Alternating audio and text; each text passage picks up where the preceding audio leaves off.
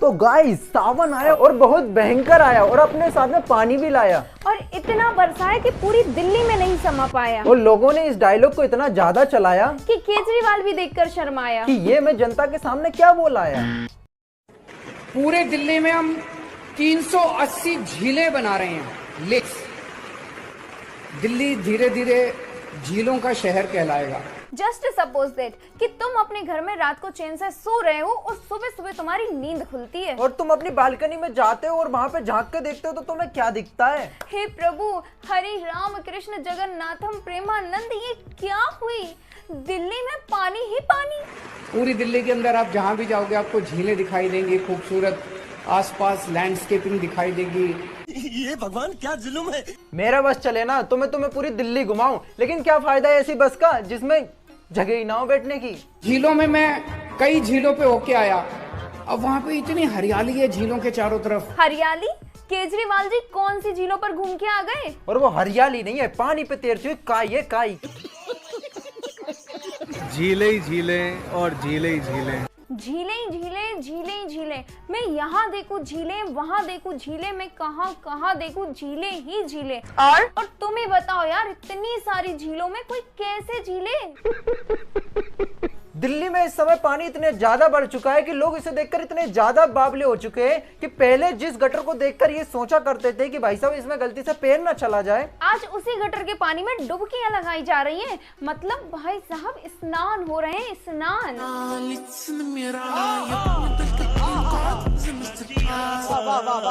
मुझे इन लोगों का समझ में नहीं आता। मतलब यार इन लोगों ने कभी जिंदगी में पानी नहीं देखा क्या यार? मतलब पानी को देखकर इतना बावले क्यों हो गए? और नालों में भी इस कदर डुबकियां लगा रहे हैं जैसे कि कोई स्विमिंग पूल हो। और ये जो तुम इतने मजे ले रहे हो ना पानी के, मैं बता रहा हूँ कसम से 2 दिन बाद तुम किसी अस्पताल के स्ट्रेचर पर लेटे हुए मिलोगे और डॉक्टर से बोल रहे होगे कि डॉक्टर साहब इंजेक्शन थोड़ा धीरे से लगाना।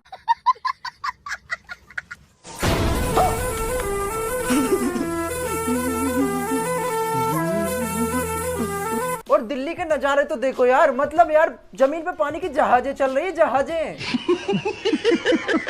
एंड गाइस, अगर ऐसा ही चलता रहा ना तो वो दिन दूर नहीं है जब दिल्ली की सड़कों पर ऑटो रिक्शा की जगह पे पानी की पनडुब्बियां चलेंगी। ओ माँ गो टुरुला। पानी पानी पानी पानी पानी पानी, चल होली खेले रानी। बताओ यार किस कदर अमीरी छाई हुई है। मतलब यार यहाँ पे हर एक व्यक्ति का एक पर्सनल स्विमिंग पूल है। क्या बात है जी। और जिस इंसान ने कभी जिंदगी में स्विमिंग पूल की शक्ल तक नहीं देखी थी, आज वो भी स्विमिंग पूल के मजे ले रहा है।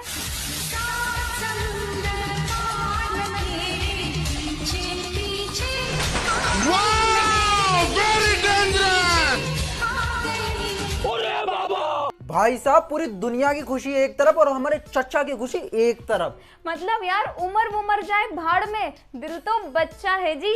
और कौन कहता है कि खुश रहने के लिए नौटंकी जरूरी है? खुश रहने वाला तो आधी टंकी में भी खुश रह लेता है।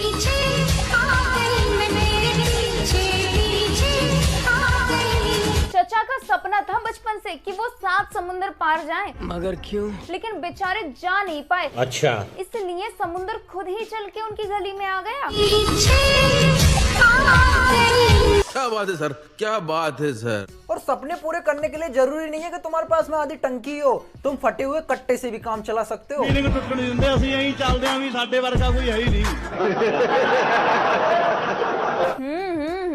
देख रहे हो भाई साहब का स्वैग। मतलब यार जान घटे तो घटे, बस नवाब ही ना घटे। भले ही सफेद सी है इनकी दाढ़ी, लेकिन आज भी हैं ये खतरों के खिलाड़ी और लड़कों के दिलों में आग सी इन्होंने लगा डाली।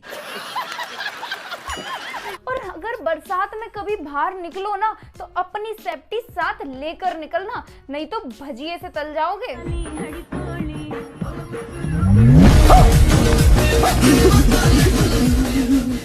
ये क्या हो गया? मुझे एक बात समझ में नहीं आ रही कि आगे वाला डूबा तो डूबा, ये पीछे वाला किस खुशी में डूबा? मतलब यार टेस्टिंग करने गए थे क्या कि बस यही डूब सकता है या हमारा भी कुछ चांस है?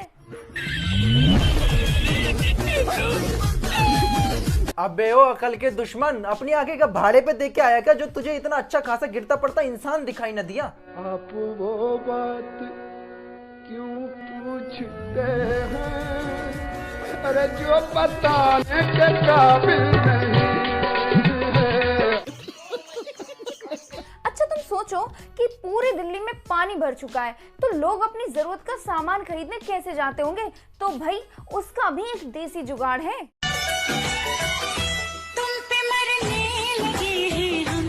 और इतनी बरसात में अगर कोई इंसान बाहर निकल रहा है तो सोचो यार उसको कितना जरूरी काम होगा।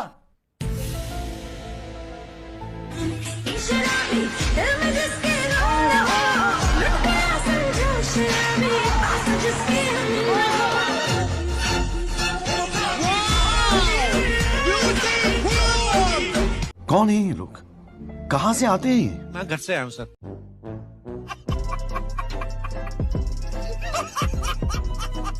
दुनिया में लोगों के लिए छोटा से छोटा काम भी बहुत मुश्किल होता है, लेकिन शराबी इकलौता एक ऐसा व्यक्ति होता है जिसके लिए शराब ढूंढना कितना ही मुश्किल काम क्यों ना हो, लेकिन फिर भी वो लास्ट में ढूंढ ही लेता है उसे। और तुम चाहे किसी शराबी व्यक्ति को किसी टापू पे ही क्यों ना छोड़ दो, वो वहाँ भी कुछ ही समय में शराब ढूंढ ही लेगा। क्यों नहीं? फिर चाहे उस शराब के लिए उसे नदी बेदरा पार करना पड़े, चाहे बाढ़ आ जाए, भूकंप आ जाए, तूफान आ जाए, दुनिया की बड़ी से बड़ी कोई भी आपदा आ जाए, वो तब तक नहीं रुकेगा जब तक उसे शराब की प्राप्ति ना हो जाए। सही बात है।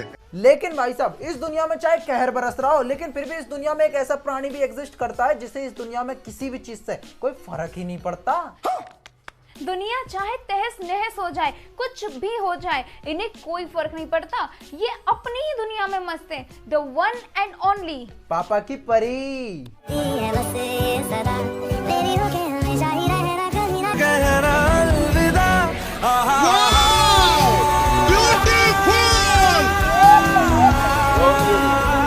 लेकिन मुझे एक बात समझ में नहीं आती कि ये क्या बहाना लेके घर से निकलती है और घर वाले ने जाने कैसे दे रहे हैं यार।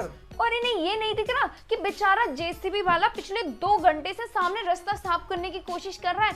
ये नहीं कि जाके उस बेचारे की थोड़ी सी मदद ही करवा ले।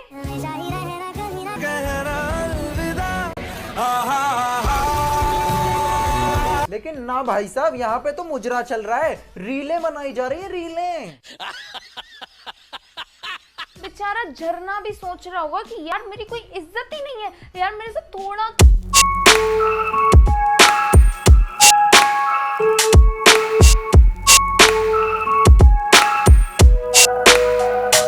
अगर ये झरना खोपड़े पे गिर गया ना तो इस दुनिया से हमेशा हमेशा के लिए अलविदा कहना पड़ जाएगा।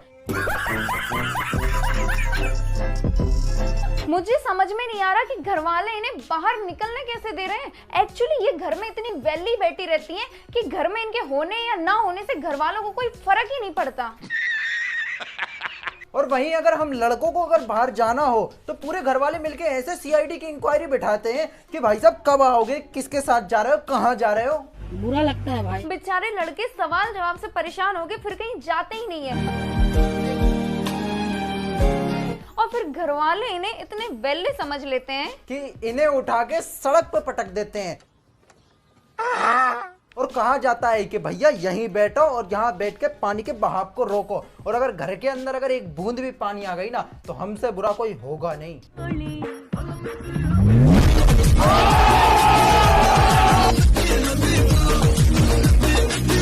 गजब। जरा गौर से देखो बेचारे बंदे की दुख दर्द पीड़ा, बेचारा अंदर से पूरा टूट सा गया है यार। और बंदा इस बात से दुखी नहीं है कि उसकी बेइज्जती की जा रही है, बल्कि इस बात से दुखी है कि बेइज्जती उसकी क्रश के सामने की जा रही है।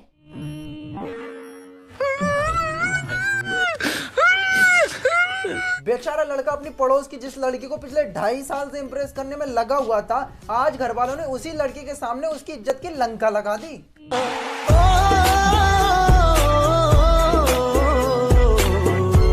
लड़का अपनी हर बेइज्जती को भूल सकता है, लेकिन घर वालों ने जो लड़की के सामने उसकी इज्जत का भाजी पाला किया है ना, उसको कभी नहीं भूल सकता वो।